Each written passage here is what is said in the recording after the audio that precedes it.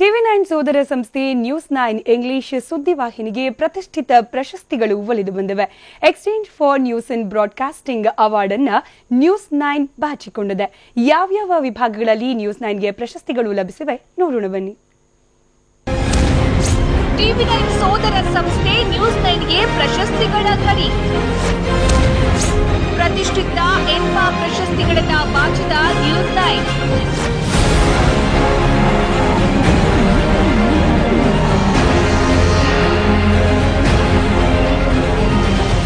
ಟಿವಿ9 ಸುದ್ದಿವಾಹಿನಿಯ ಸೋದರ ಸಂಸ್ಥೆ ನ್ಯೂಸ್9 English channel ಮುಕುಟಕ್ಕೆ ಮತ್ತಷ್ಟು ಗರಿ ಮೂಡಿದೆ. ನ್ಯೂಸ್9ಗೆ ಪ್ರತಿಷ್ಠಿತ exchange for news and broadcasting award ಲಭಿಸಿದೆ. ನೋಯ್ಡಾದ ರಾಡಿಸನ್ ಬ್ಲೂ ಹೋಟೆಲ್ನಲ್ಲಿ ನಡೆದ ಕಾರ್ಯಕ್ರಮದಲ್ಲಿ ಪ್ರಶಸ್ತಿ ಪ್ರದಾನ ಮಾಡಲಾಯಿತು.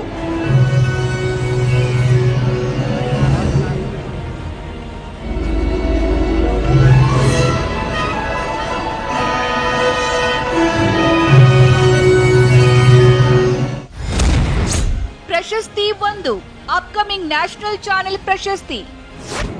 ನ್ಯೂಸ್9ಗೆ ಈ ಬಾರಿ ಅಪ್ಕಮಿಂಗ್ ನ್ಯಾಷನಲ್ ಚಾನೆಲ್ ಪ್ರಶಸ್ತಿ ಲಭಿಸಿದೆ. ಅಪ್ಕಮಿಂಗ್ ನ್ಯಾಷನಲ್ ಚಾನೆಲ್ ಪ್ರಶಸ್ತಿಯನ್ನ ನ್ಯೂಸ್9ನ chief executive producer Sandeep Dhar, ನ್ಯೂಸ್9 ಪ್ರಧಾನ ನಿರ್ಮಾಪಕಿ ಪೂರ್ವಾ ಜೈನ್ ಮತ್ತು ನ್ಯೂಸ್9 ಕಾರ್ಯಕ್ರಮ ನಿರ್ಮಾಪಕಿ ಮತ್ತು ಆಂಕರ್ ನಬೀಲಾ ಸ್ವೀಕರಿಸಿದ್ರು.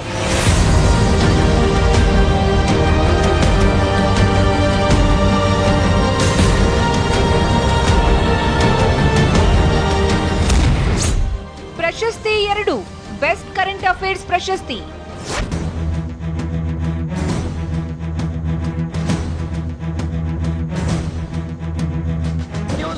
ಇನ್ನು ಚೆನ್ನೈನಲ್ಲಿ ಸಂಭವಿಸಿದ ಜಲಪ್ರಳಯದ ವರದಿಗಾಗಿ ನ್ಯೂಸ್9ಗೆ ಬೆಸ್ಟ್ ಕರೆಂಟ್ ಅಫೇರ್ಸ್ ಪ್ರಶಸ್ತಿ ಸಿಕ್ಕಿದೆ.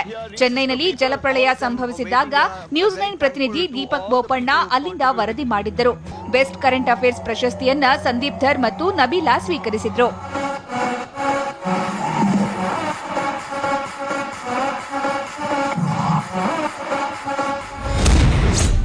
ಪ್ರಶಸ್ತಿ 3 ಬೆಸ್ಟ್ ಇನ್ ಡೆಪ್ತ್ ಸೀರೀಸ್ ಪ್ರಶಸ್ತಿ. There is a silent killer in the city. It affects everyone, but nobody notices it.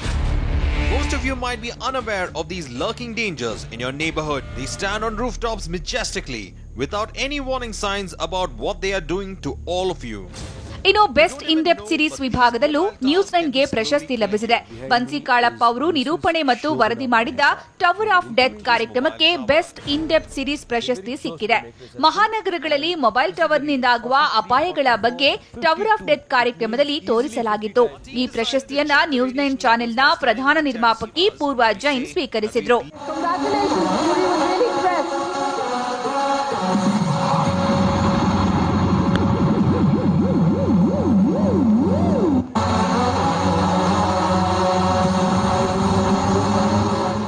ಒಟ್ಟಾರೆ ನಿಮ್ಮೆಲ್ಲರ ಹಾರೈಕೆ ಮತ್ತು ಪ್ರೀತಿಯಿಂದ ಎನ್ಬಾ 2016 ಸಾಲಿನ ಪ್ರಶಸ್ತಿಗಳಲ್ಲಿ ನ್ಯೂಸ್9ಗೆ 3 ಪ್ರಶಸ್ತಿಗಳು ಸಿಕ್ಕಿದೆ.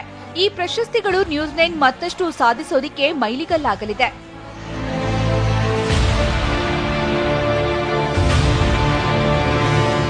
Bureau report ಟಿವಿ9.